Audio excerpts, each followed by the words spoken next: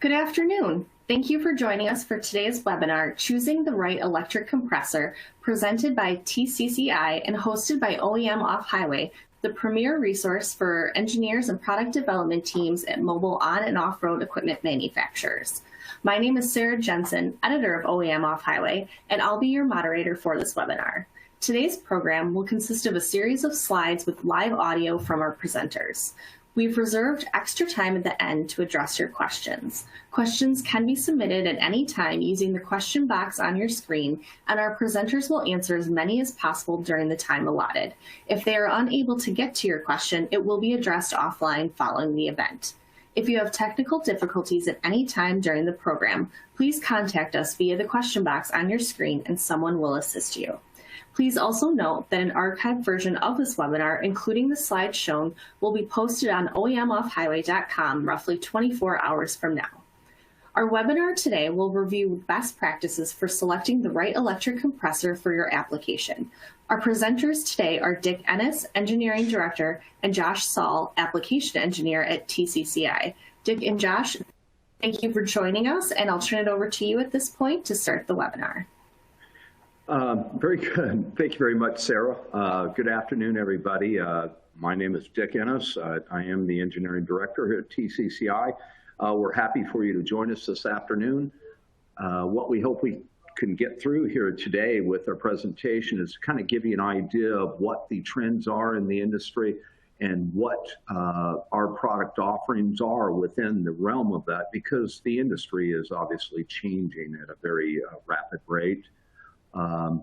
Josh, would you like to add anything before we go into the presentation? Oh, no, I'm just going to add, I can introduce myself. I'm Josh Saul, Applications Engineer here. And like Dick said, we got some slides for you, and hopefully we can get you a better grasp of what we're trying to do with the electric compressor right now.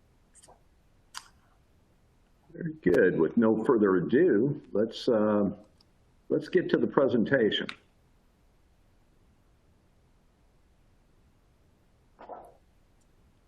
Okay, I'll just minimize this window here, I think. Okay, there it is. Sorry, folks. Very good. Okay, where did my, look, it's hung up. I have to do it there. Gotta excuse me, my mouse went dry on me for a second. Okay.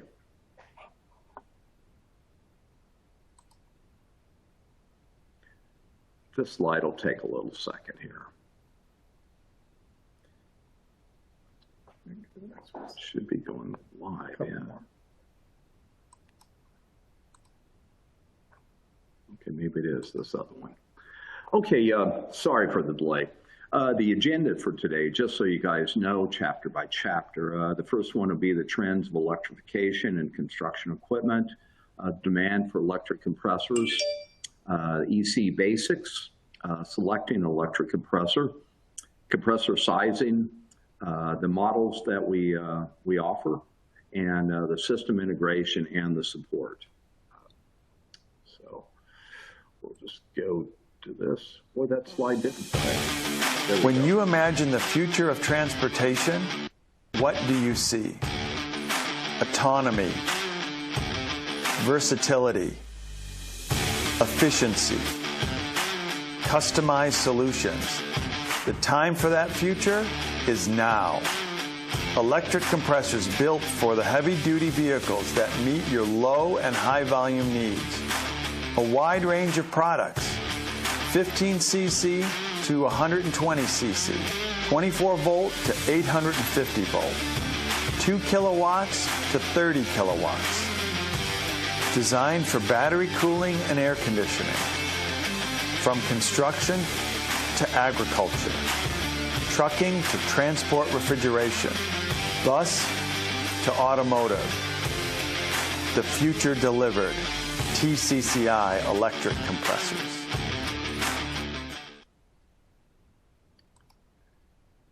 All right. Gosh, where is, I could see the slide here. There we go.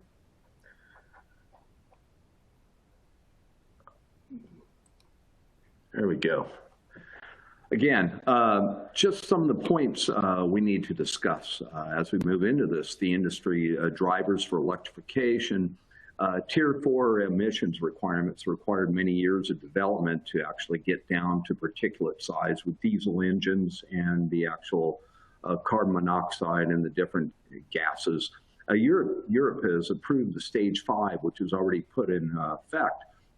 And essentially what they're going to do in populated areas, they're not going to allow petroleum-based earth-moving equipment in population centers or in cities. And eventually they're going to phase this out over time to where there will be no diesel or gasoline allowed, except on a massive scale until electrification takes care of that. So the trends of stringent emission standards and industry trends driven by climate change has driven the need for electrification on all new designs.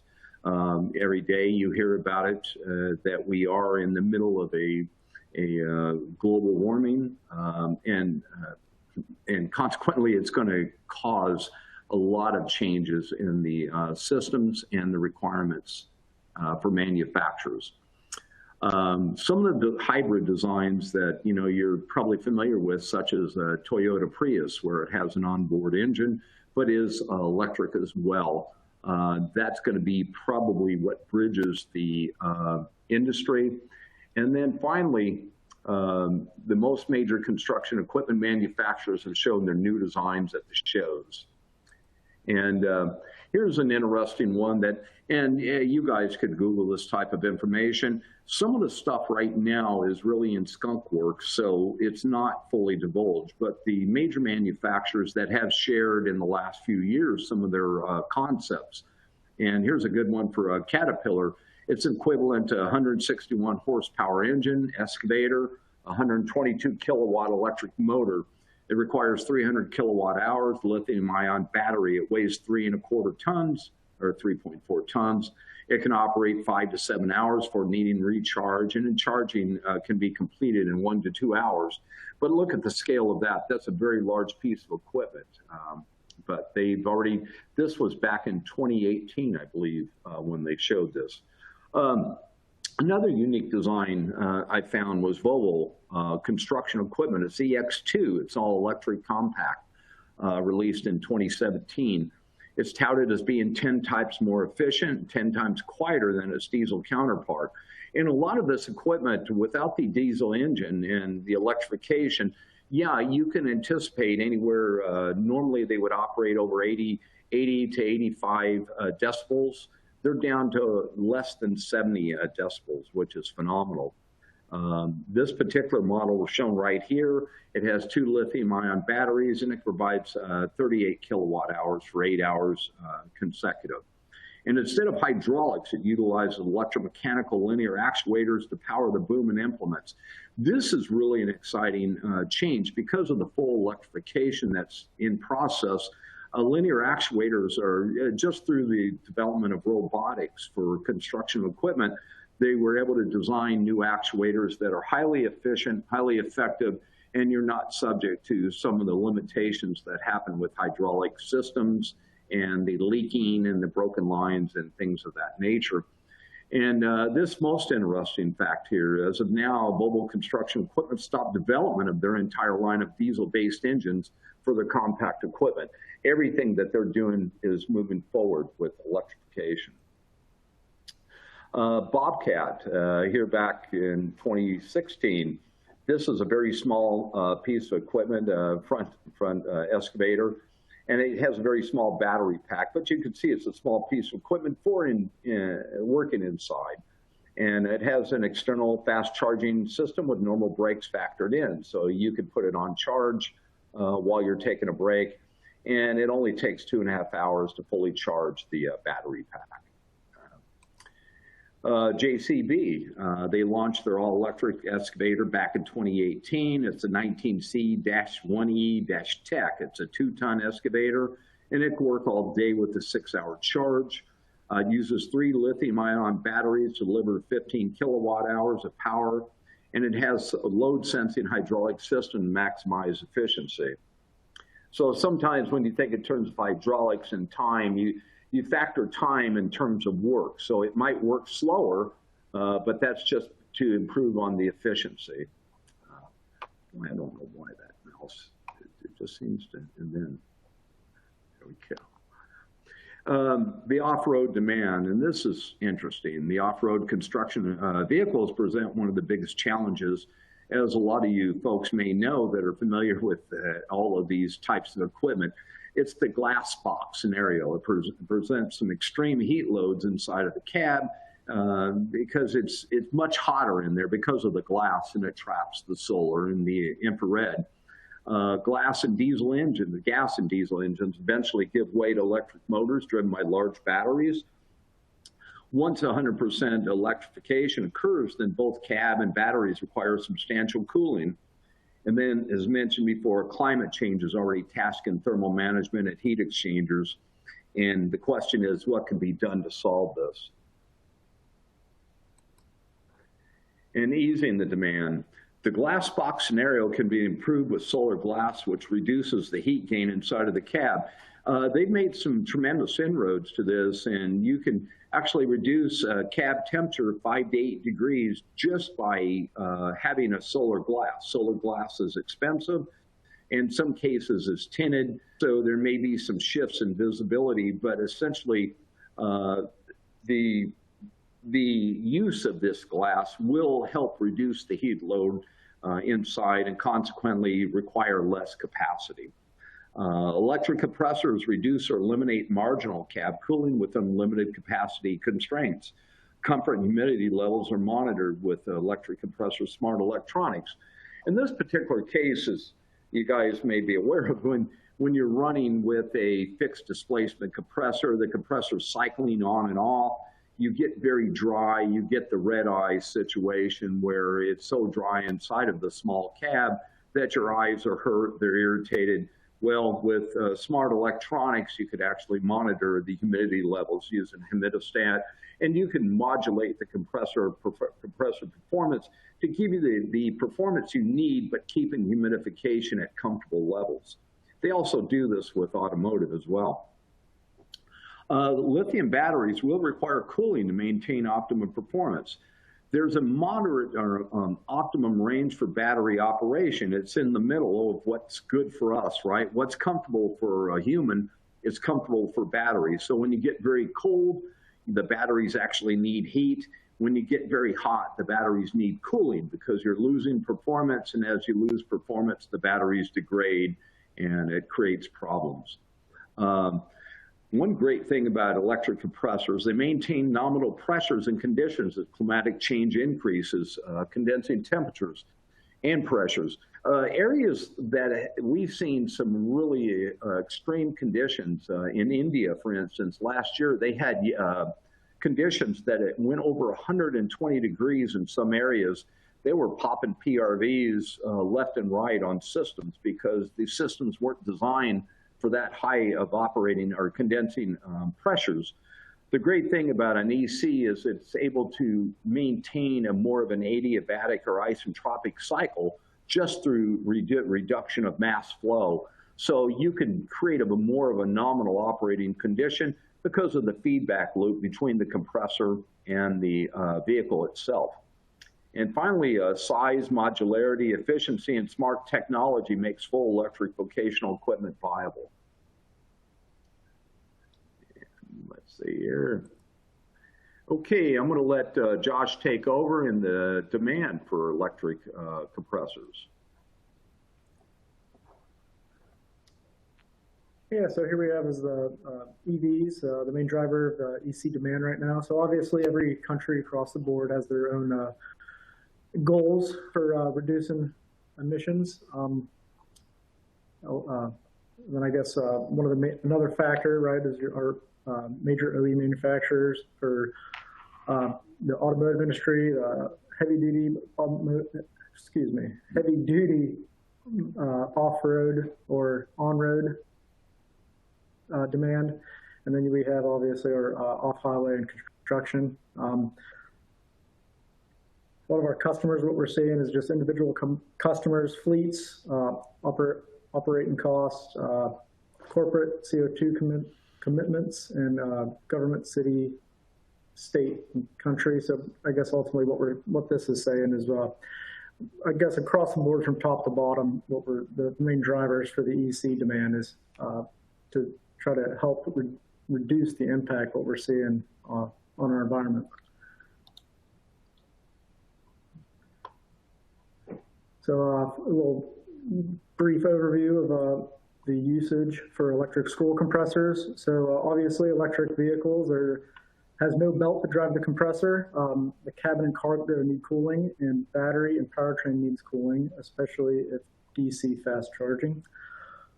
Non-EV with operator or cargo cooling needs when engine is off. Fuel economy regulations and anti-idle laws necessitate engine is off. So what we're seeing across the board is, I guess in the States, California is a big leader in this, and there are no idle systems for trucking industry. So if you're pulling off and the driver needs to sleep, right, they can't have their vehicle on, so you'll be using a battery system that uses a smaller electric vehicle or electric compressor to cool the sleeper or the cab, so that driver can get some shut-eye without having to have the engine on. Generally speaking, ECs improve efficiency and have lower total cost of operation. Scroll compressors, for the electric compressors that we're doing at TCCI, they have a higher COP versus your typical piston-type compressors. Keeping the engine off obviously saves fuel.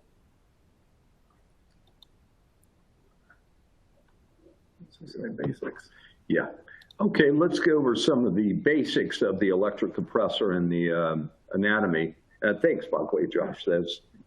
That was good. That was basically the main drivers, which have been ongoing now, believe it or not, to over 10 years. There's been people that have had the sleeper concept, but they really have been very poor performers. Things are changing, obviously. Our compressor, and you're seeing a very good cutaway of it right now, the main components, as part of the compressor assembly. And as you can see, it's considered a semi-hermetic compressor. And the motor and controller replace the vehicle engine and compressor clutch. Compressing mechanism is scroll technology for increased efficiency, compact size, and reduced noise.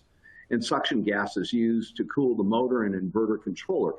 If you look at the left side where it says inverter controller, we pull in suction gas right, and there's a conduction plate right in that front area. So we actually can cool the inverter and the electronics, the high amp electronics.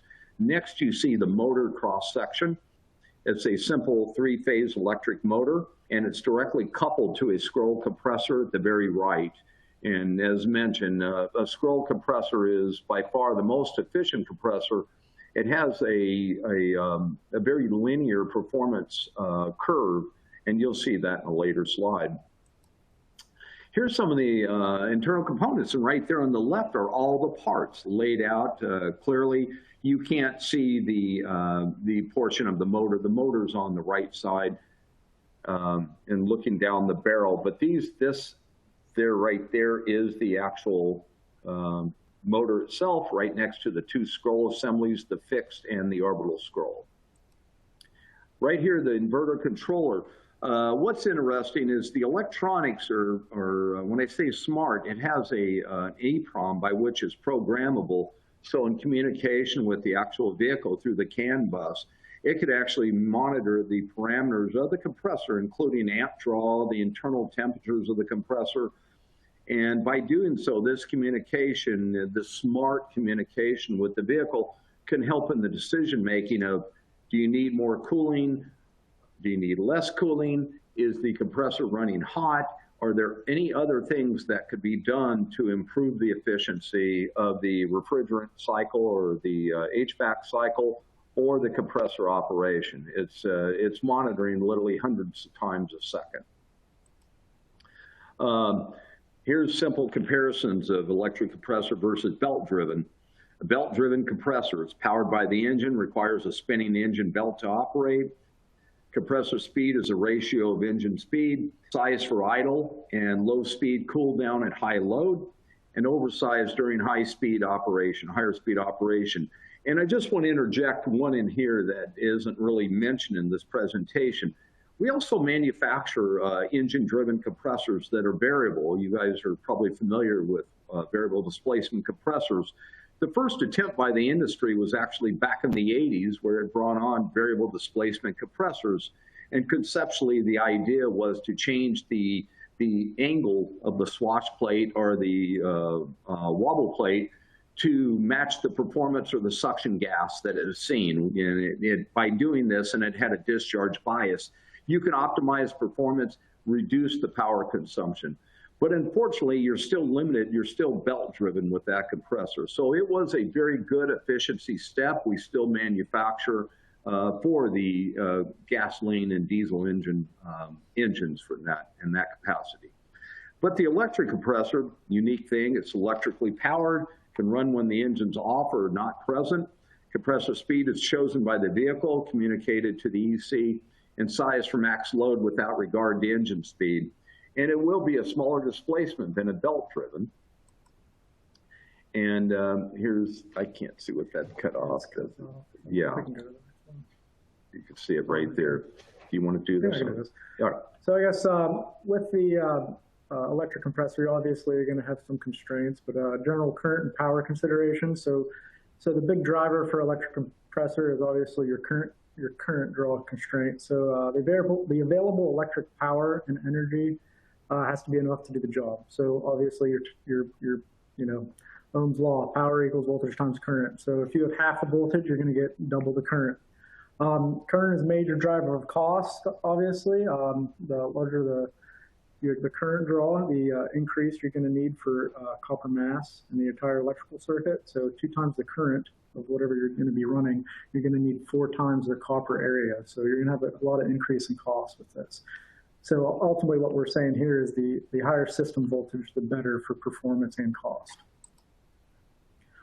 Electrical constraints of EC, so obviously current and power limitations within the compressor. The inverter, your capacitors, transistors, etc. All these individual components have their own constraints for your current limitations. Obviously your motor is in the same boat. The current flow heat or produces heat, which stresses electronics. The higher the current, the hotter the inverter, the hotter the suction refrigerant, the hotter inverter. As we mentioned earlier, we use the suction gas to help cool down the control board. The electronics have to be cooled and protected from overheating. The compressor design should be matched in capability to the application.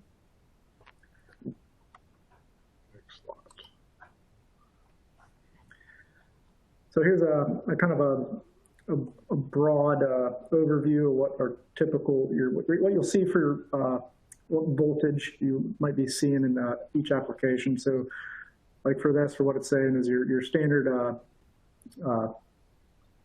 engine driven, your standard internal combustion engine with auxiliary power. So if you have an application like what we were talked about earlier, with like a truck with a sleeper unit, typically what you'll see is a 24-volt compressor. It's going to have, obviously, because of that low voltage, is going to have a high current. Your power is going to be low. The runtime is going to be, it's going to be low to medium, depending on what your battery capacity is for that auxiliary unit. So application for this, port cooler, aux cooler, RV, rear box. This is just intended to maintain cabin temp. It's not for pull down. So this is going to be turned on after whatever you're trying to keep cool is brought down to temperature. And then next we'll have like your hybrid vehicles. They'll be typical 210 to 455 volts. The current's going to be that low to medium current range. Your power is going to be also that medium to high. Your run times on these, I don't know if I'd say this it's going to be medium, but you could go to medium to high. I mean, obviously it's going to be dictated by a lot of things. But this is your application is going to be cabin AC, battery chiller, refrigerant trailer. some peak power limiting as battery voltage decreases. So with this, with these hybrid units, obviously you're going to get some fluctuations in your voltage rather than having a constant battery supply once you move up to your higher voltage. So as these voltages start fluctuating, specifically as they go down, you're going to start seeing, obviously, voltage goes down, current goes up. So you're going to start seeing some current draw limitations, which is also going to limit your performance.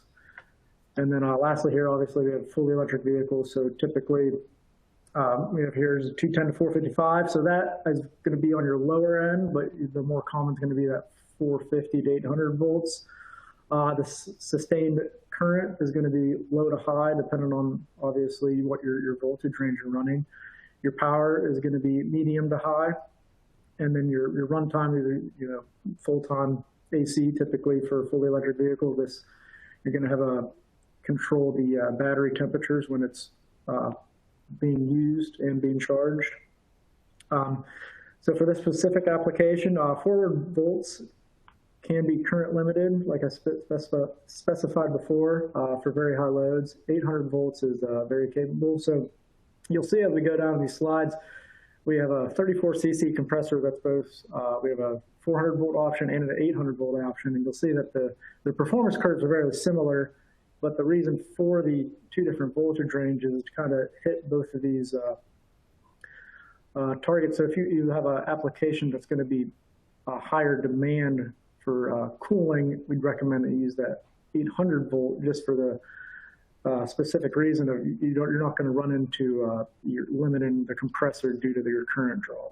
Yeah, and if I could add one thing, Josh, in talking about this, we've been following the industry and the trends, and right now everybody is going for 800 volts. The 400 volt is going to be transitional.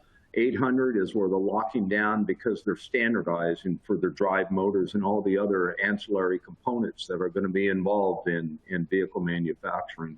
So just a little clue, that's definitely coming down. All right, and here we go, sizing an electric compressor. And this is interesting.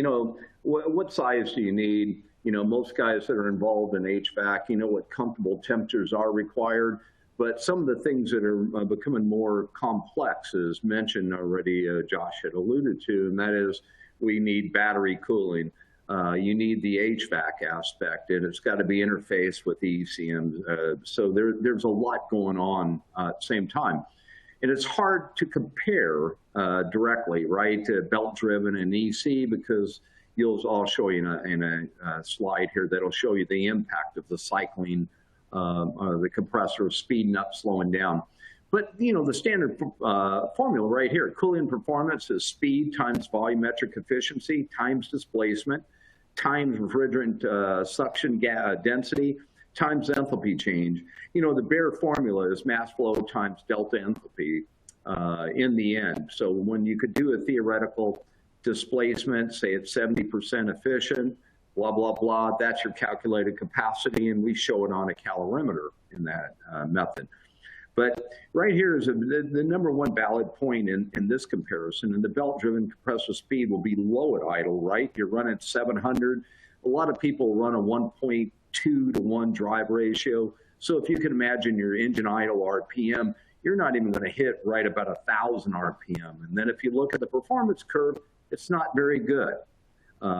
So right there, piston compressors has lower volumetric efficiency than a scroll, but also the more so, the scroll is not very good at low speed. So there's the trade-off, but we'll discuss that here.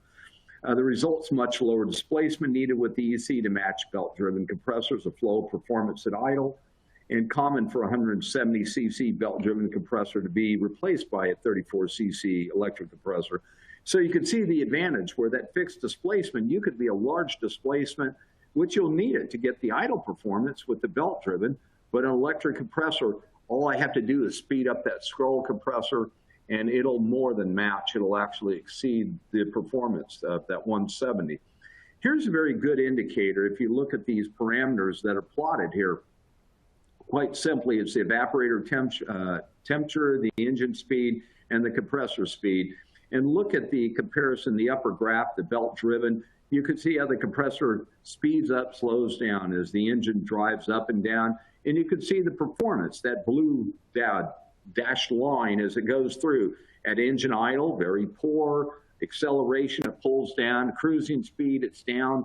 And then at a stoplight, it goes back up. Then it goes back down. Now, this is showing your typical automotive curve. But in regard, there's a lot of similarities. It doesn't matter if it's off-road or not.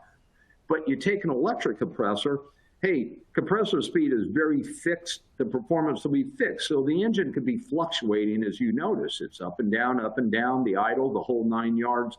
Well, the electric compressor is running a constant performance. And as I talked about early on, by running constantly and being very predictable, you can modulate or change the performance characteristics to improve the dew point or the relative humidity in the cabin and make it more comfortable so you don't get the red eye effect. And here's our models. I'll let Josh discuss those. Yeah, so we can skim through these real quick. So basically our models you can see is across the top. So we can go from left to right here. I'm just going to hit them real quick. So we have a QPE 15-024, which is a, so basically what I say, that's a 15 cc scroll, 24 volt, and then you go over one more, we have a 24 cc 24 volt, then we have a 34 cc 400 volt, 34 cc 800 volt, and 120 cc 800 volt. And as you kind of go through these, we can kind of explain this as we go through the slides. They have the compressor style, which is inline or a camelback design. Most of the ones we have pictures of that you've been seeing are inline. I think we have a picture of a camelback that we can show. Sure. Yeah. We have the motor voltage range. Obviously, all of these. So for an example, the 34 400, we call that a 400 volt, but obviously it has a range that it's going to be able to perform at. You're seeing 210 to 455. So obviously, like I stated earlier, once you start, it can operate at 210 volts, but what you're going to see is limited performance due to that current draw, right? So voltage decreases, your current draw requirement's going to increase, and you're going to start limiting the compressor. So on here, we have our compressor, our current limit. So at 25 amps, so once this, so while this compressor's running, when it starts getting close to that 25 amp current limit, the compressor will actually start slowing itself down as a protection method. And all our compressors, you'll see that current limit. So across there, each one of those, as they start getting closer to that current limit as a self-protection, they will start slowing down. And then obviously for the signal voltage, for your CAN communication or LIN, we have a 9 to 32 volt range. So that's going to accommodate your 12 volt or 24 volt signal voltage. And then we have the capacity across the board for each one of these compressors and the speed rating. And these compressors are good for with R134A and the new refrigerant R1234YF. I guess one thing to note here, the oil type, so it is a PAG oil, but it doesn't mean you can throw any your typical like PAG 46 oil you guys might be used to. So this is a special formulated PAG oil that we use that is a high isolation resistance. So yes, it is a PAG oil, but it's not your typical off-the-shelf PAG oil. It's something we do want to make clear.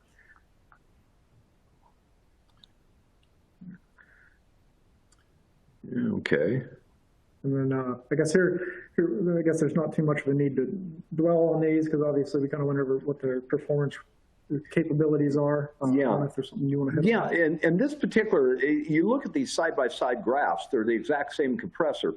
But what's shown in these graphs, when you change the operating conditions, you might have noticed I'd mentioned early on that, you know, when you're more isentropic or adiabatic, in other words, instead of running a excessive discharge pressure, running closer to where it should be. So the real difference in these operating conditions is 1 megapascal is compared to, 1 megapascal discharge compared to 1.57 megapascal. It's a significant performance difference, as you can note, and it doesn't hit the amp, maximum amp rating. which is kind of the thing that we look at whenever we have the overlapping displacements or the different voltages. If you step back that one slide, you would see the different capacities that are available. So in working with our customers, we try to ensure that the nominal operating conditions could be achieved with the heat exchanger. So there's a lot more that goes into the design and development of the EC with the systems as well, the system integration portion, which we'll cover here in a minute. Go ahead, please, Josh. And then I guess here's a good example. I guess we were talking about that inline versus camelback design here. I can go back one more. So that picture of that compressor would be an inline design. So towards the top, you can see the suction port, and then basically your board is on the back side of the compressor versus this is what we call our camelback design, where you have your board at the top horizontal. That's basically the difference in the overview slide that we had, where the 2424 is a camelback design. That's ultimately what that is saying. But the scroll's the same thing. Yes, mechanically, there's no difference besides the placement of the board. Okay. But like I said, we can kind of just skim through these because I guess this PowerPoint I think is going to be available to you guys through the OEM website, if I'm not mistaken. So you guys can take a closer look at these, even though we kind of touched on them. So here's for our specific compressors, the communication. We are using CAN communication, that it would be 2.0 bus or ISO 111898 on the SAE standard.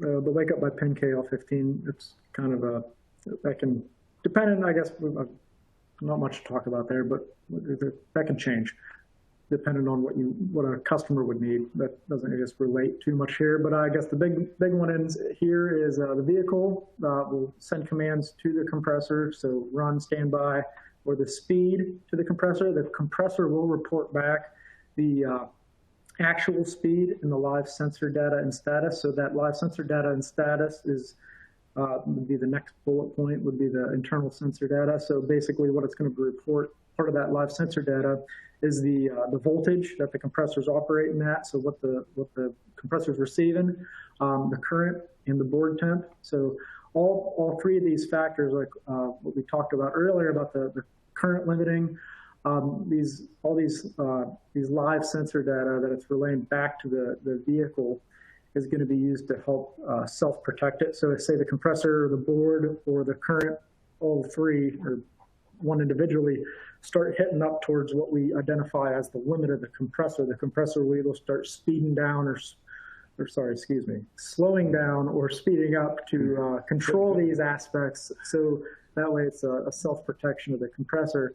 But then also at the vehicle level, you can use these to do a lot of things to control the cabin conditions, right? All righty. System integration. Okay, here we go. A little system integration.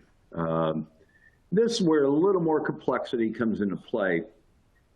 But one thing, we work hand in hand with our customers because it's quite extensive. All the different manufacturers, what their needs are.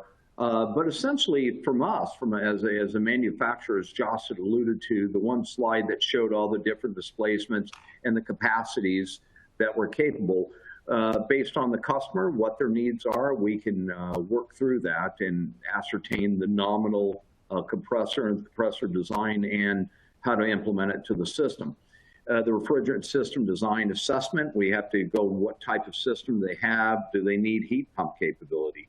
The oil charge determination and trapping testing, that's a very normal, and also in fixed displacement compressors or belt-driven compressors. These are some of the parameters or criteria by which development's done. Unbeknownst to a lot of you guys out there, we do go to great lengths to ensure that the compressor could survive under some pretty extreme conditions. So oil circulation is highly critical. And the noise and vibration improvement suggestions, not all noises are, although the compressor is the mechanical input, it's the one thing that moves and creates energy, every other component is very passive within the system. but there are methods by which you could mitigate to reduce noise and vibration.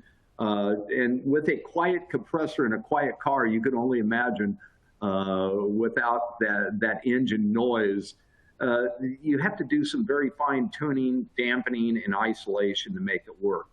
And of course, system performance troubleshooting. So stepping back to that one more time before I get into the equipment that we have. In order to evaluate this, in a lot of cases, here in Decatur, which is our design center for TCCI, we have a very expansive test lab now that we have system benches, calorimeters, shaker, environmental chambers, everything, and durability stands. Everything that we do, whether it be belt-driven compressors or electric compressors, are being done with some of the best test equipment in the industry. It's all NIST certifiable. And just here's a short list of some of the equipment we do have. Secondary refrigerant calorimeter. It uses the ASHRAE methodology of calculation of capacities.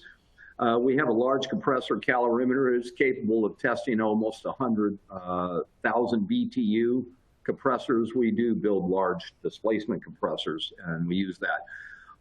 We have an electric compressor program durability stand. Actually, we have altogether 4, 8, 12. The next 4 are in the process being built. These are full program durability facilities that are integrated with the compressors, so we can not only send test profiles, ramps up, on, off conditions, all the operating conditions and parameters, because we have to stress the product sufficiently. The full climatic system test facilities, we have 2 brand new test facilities that are capable between minus 20 degrees Celsius and 110 degrees Celsius. We don't go that high, obviously. We actually test all the way up to 50 degrees Celsius as needed. But these test chambers have torque meters, flow meters, air side calculatable, so the psychometric aspect can be ascertained in conjunction with the refrigerant side. So we're capable of looking at full heat balance and actually making recommendations for component and expansion valve sizing. I know it was a lot to say, but there's quite a bit of capability in these facilities. The liquid slugging facility that we have is the most extreme liquid ingestion test facility that I know of in the industry. That is full liquid testing at high speed operation. We have a single axis shaker, but we could do 3 axis, right? You know, you just move the part around. We could do different profiles, sinusoidal, specific vibration, or even just spectrum through different resonant frequencies. We have a 3-zone thermal shock chamber, which we can test different components. Elastomers, normally done for a lot of plastics or materials that are temperature sensitive. And finally, we have a semi-anechoic noise room with dual microphones.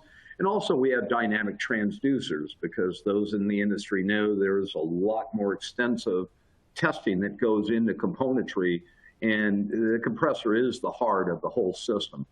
So here's the system benches. There's some good pictures of them right there, where we can actually use your test components, bring them in-house, and we could test with our product as well.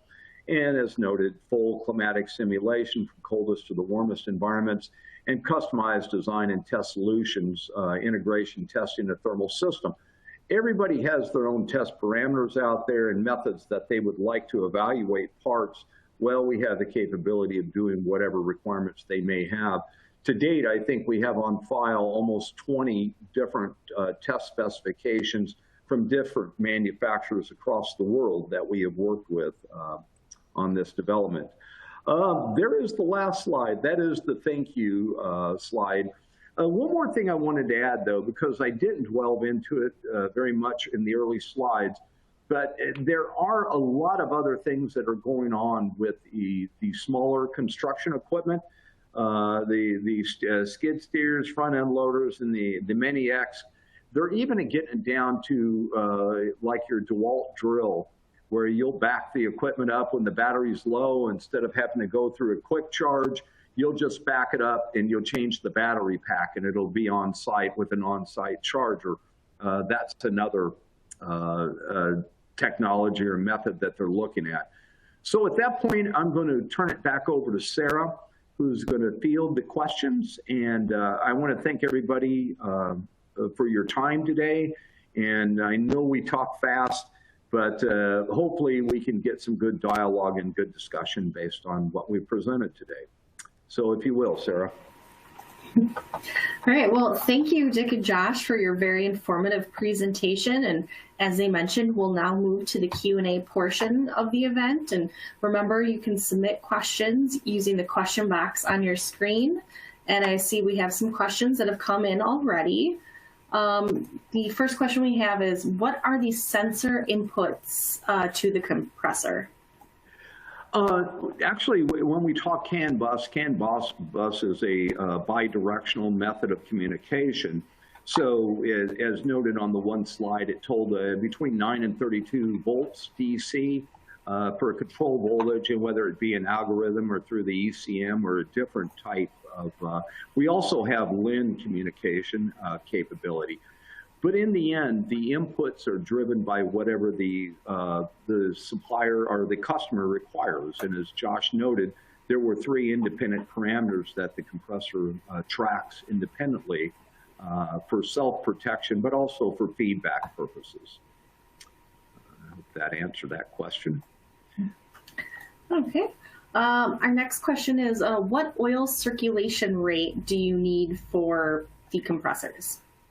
For the EC compressor, it's actually much lower than what your standard fixed displacement compressors are engine driven, by virtue of the fact that we not only have onboard oil separation within the compressor itself, but the actual system, because you run nominal flow rates, you don't get into the off flow rates, right?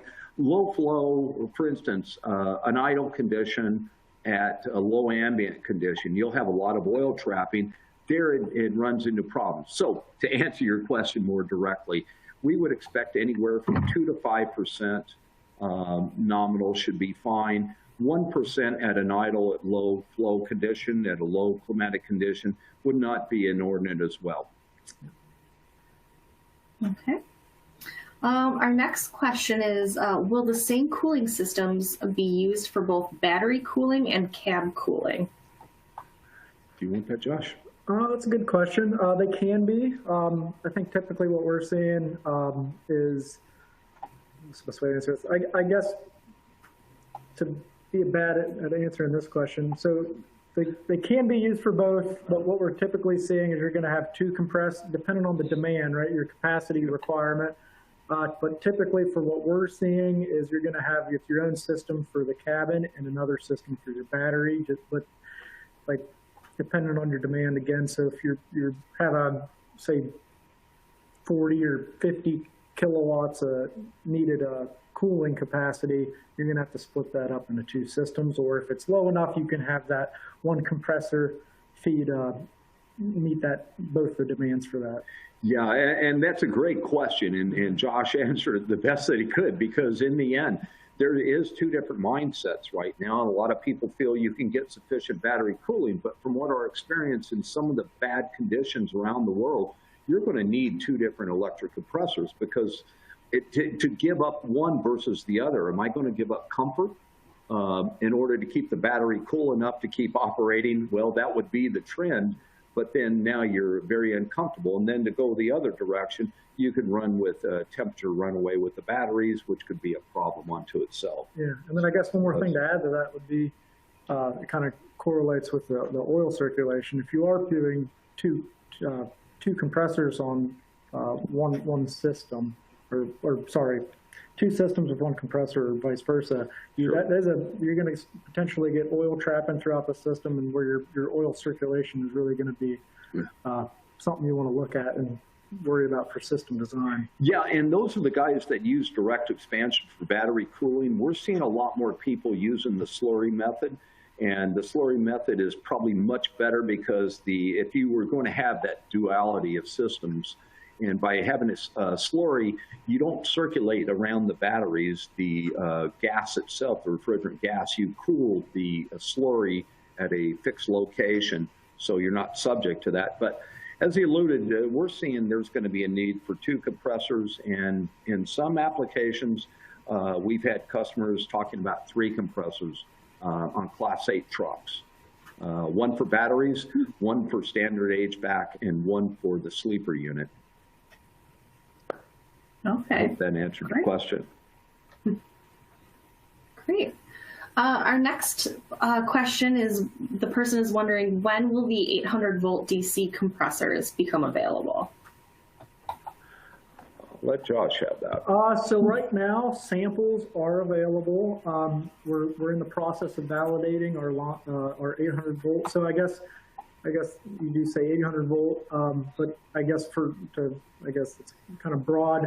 But so our 34 cc 800 volt compressors and 34 cc 400 volts are going to be kicking off at the same time right now. Samples are available. And we are doing our validation testing right now, our array of validation testing right now, which should be, the plan would be to finish validation testing up by the end of the year, and potentially end of first quarter next year be ready for production. Cool. It's quick, but it's exciting. Yeah. All right. Our next question, can these compressors be configured into tandem or dual systems for higher cooling capacity? Tandem cooling, so you mean like a bus in that, where you have a dual? I know there's a mindset, and I'll cite one that I know of. We've discussed it at length. For instance, you take the 120 cc, which is under development right now. That's a very high capacity compressor. It's over 20 kilowatt. And the thought process is, if you have a bus system, which is a split evaporator system, what you could do is you could run both evaporators simultaneous, or you can run one or the other. My druthers at this point in time, depending on the demand or the need, would be to focus on a single compressor per evaporator. You can run 2 though, and you run into some of the same problems that you would run into with normal engine-driven compressors, whether it could be oil trapping in one, or if you get a bad expansion valve. My idea of having 2 compressors, the benefit of having that is if one's shut down for whatever reason, loss of charge, you have the backup system to keep the passengers comfortable. Mm-hmm. Okay. Great. Our next question, they're asking, what is the maximum length that the electric compressor can be installed from the evaporator and condenser, or how far can it go or be installed? I can, let me answer that, Josh.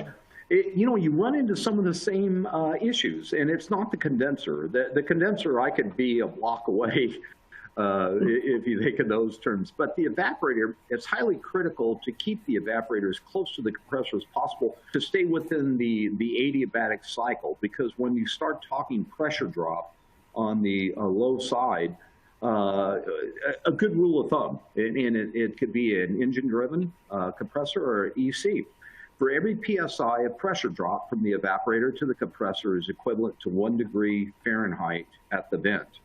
So if I have a 15 PSI pressure drop from my evaporator because I have such a long run to the compressor, well, I've lost 15 degrees in potential performance. Although the compressor will try to make it up, it's not gonna, it's still the same factors come into play. Frictional losses are exactly that. The compressor wants to be quenched, and it wants to be as close to the evaporator as possible. But again, if that condenser could be on the other side of the vehicle, it doesn't care. It has nominal or minimal impact on the compressor performance. Mm-hmm. Okay. All right. Well, I think we're nearing the end of our time today, but we have time for maybe one more question here. Are there development plans to expand compatible refrigerants, possibly R407C and similar? Josh. Yes, please. actually, I see that's from Highback. I think we actually had a meeting with your group about this very refrigerant. But yes, there are plans. Currently, right now, the plan is to focus on 134A and R1234YF, get those validated, and then we will be moving on to other refrigerants. Yeah, and the 513A, which is really a 50-50, right? 134 and 1234YF. And so everybody kind of knows why the industry's taken the trend. As everybody knows, Europe is the motivator or driver. They're always first in this type of stuff. So they have been touting the 800 volts, the EC, and here in the U.S., we are going that direction as well. And it's gratifying that finally it all finally settled out, you know, in terms of the voltage and what the expectation is. So with the interest that's out there, it's kind of exciting what we're going to see launching into next year. As Josh said, our 34-800 volt is going to be out, and we're very excited about that launch in particular. But once again, I want to thank everybody to join in today. I've seen a few names of those online that were asking questions. I remember you guys. and anytime you have any further questions on these subjects, it doesn't have to end at the end of this webinar. Feel free to contact Josh or myself after you review the PowerPoint again when it's released, and we'd be happy to answer any questions you may have. Okay, great. Well, thank you, Dick and Josh, again for joining us today, and thank you to all of the audience for taking the time to participate. And as he mentioned, any questions that were not answered during the presentation, in the Q&A session, they will reach out to you offline. And as a reminder, an archived version of the webinar will be posted within roughly 24 hours on OEMoffhighway.com. And that concludes today's program. Thank you very much, Sarah, and thank everybody that was online today. You all have a good day. Yeah, thanks, guys. Thank you much.